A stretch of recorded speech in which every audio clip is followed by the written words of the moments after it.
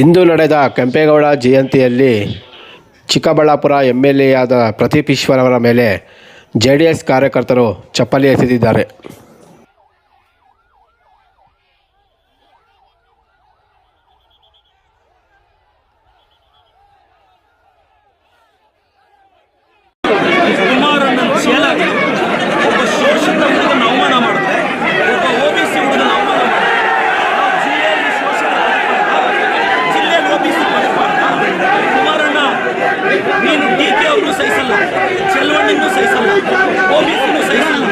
ಚಿಕ್ಕಬಳ್ಳಾಪುರ ಜಿಲ್ಲೆಯಲ್ಲಿ 3 ಅವರಿಂದ ನೋಡಿದೆ.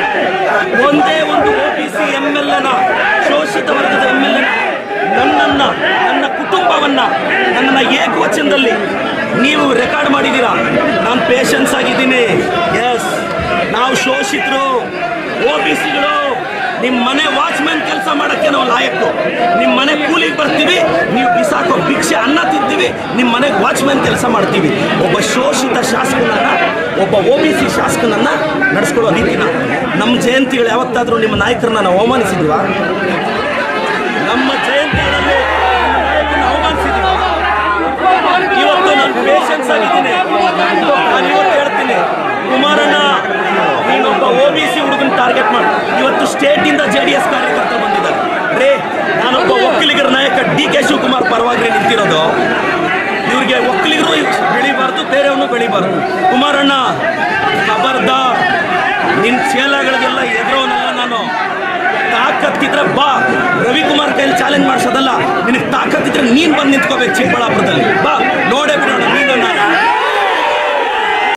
ಹೇಳಿ, ನಾನು ನಮ್ಮ ರೈತರಿಗೆ ಬದನೆಕಾಯಿ ಸಿಗ್ತೀನಿ. ಕುಮಾರಣ್ಣ, ನಾನು ಮತ್ತೆ ಹೇಳ್ತಾ ಇದ್ದೀನಿ, ನೀವು 1000 ಜನ ಚೇಲಗಳನ್ನ 1000 ಪೇಮೆಂಟ್ ಕೊಟ್ಟು 90 ಕಳಿಸ್ಬಿಟ್ರೆ ಎದುರ್ತೀವ ನಾವು. ನಾನು ಕುಮಾರಣ್ಣ, ನೀವೊಬ್ಬ ಶೋಷಿತ ಹುಡುಗನ ಅವಮಾನ ಮಾಡಿದ್ದು, ಒಬ್ಬ OBC ಹುಡುಗನ ಅವಮಾನ ಮಾಡಿದ್ದು. ಕುಮಾರಣ್ಣ against OBC, JDS against OBC.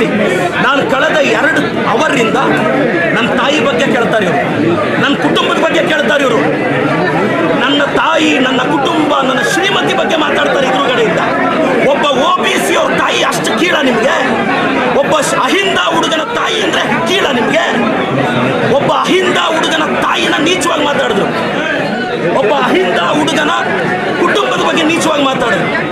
ಕುಮಾರಣ್ಣ ಖಬರ್ದಾರ್, ಕುಚ್ ಭಿ ನಹೀ ಕರ್ ಸಕ್ತಾ.